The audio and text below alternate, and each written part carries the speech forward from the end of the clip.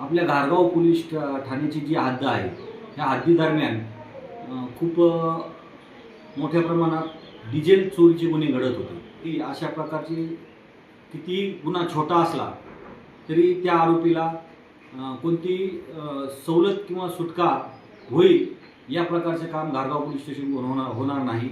गंभीरातल्या गंभीर गुन्हे दाखल करून ही जी प्रजाती आहे ही जास्तीत जास्त दिवस गजाआड कशी राहील याची दक्षता घारगाव पोलीस स्टेशनकडून घेतली जाईल. संगमनेर तालुक्याच्या पठार भागातील पुणे नाशिक राष्ट्रीय महामार्गावर डोळसणे गावाजवळ पहाटेच्या सुमारास दरोड्याच्या तयारीत असलेल्या टोळीवर घारगाव पोलिसांनी धाडसी कारवाई करत 4 जणांना ताब्यात घेतले आहे, तर एक जण अंधाराचा फायदा घेत फरार झालाय. पकडलेल्या आरोपींकडून डिझेल चोरीसाठी वापरले जाणारे साहित्य आणि वाहन असा सुमारे 4 लाख रुपयांचा मुद्देमाल जप्त करण्यात आला आहे. पठार भागात डिझेल चोरीचे गुन्हे मोठ्या प्रमाणावर वाढले होते.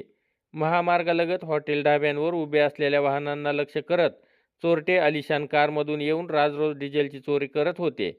अनेक CCTV कॅमेऱ्यांमध्ये चोरटे कैदही झाले होते, परंतु ते घारगाव पोलिसांच्या हाती लागत नव्हते. त्यामुळे चालकांमधून संतापाची भावना निर्माण झाली होती. मंगळवार दिनांक 14 एप्रिल रोजी पहाटेच्या सुमारास पोलीस कॉन्स्टेबल सुभाष बोडके व दत्तात्रय आंधळे हे रात्र गस्तीवर असताना डोळसणे गावच्या बोगद्यालगत अंधारात संशयास्पदरित्या उभी असलेली पांढऱ्या रंगाची स्विफ्ट डिझायर कार त्यांना दिसून आली. त्यानंतर त्यांनी तात्काळ सहाय्यक पोलीस निरीक्षक हेमंत थोरात यांना याबाबतची माहिती दिली.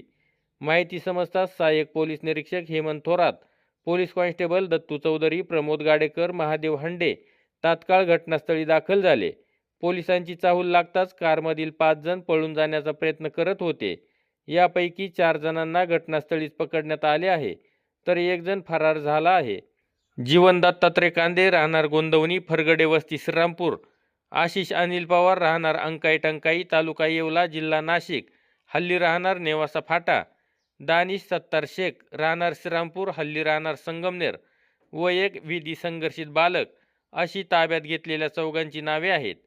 रितेश वसंत सदाफळ राहणार गणेशनगर तालुका राहाता जिल्हा अहिल्यानगर हा फरार झाला आहे.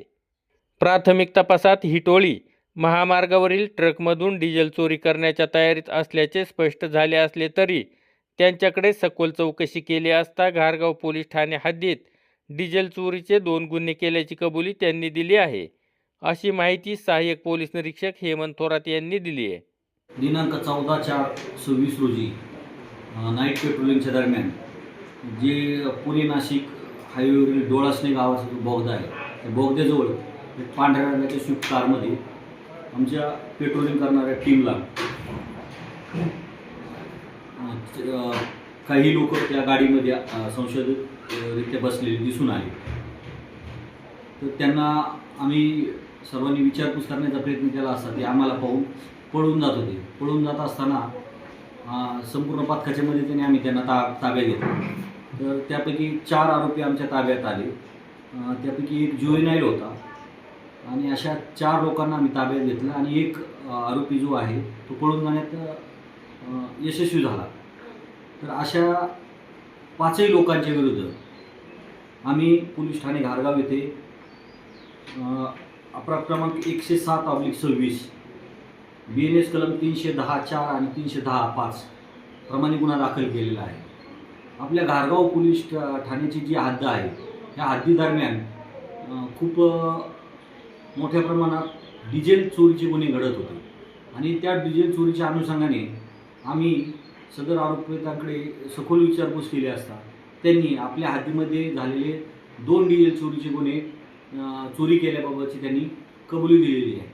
यापुढेही अशा प्रकारचे किती गुन्हा छोटा असला तरी त्या आरोपीला कोणती सवलत किंवा सुटका होईल या प्रकारचे काम घारगाव पोलीस स्टेशनवर होणार नाही.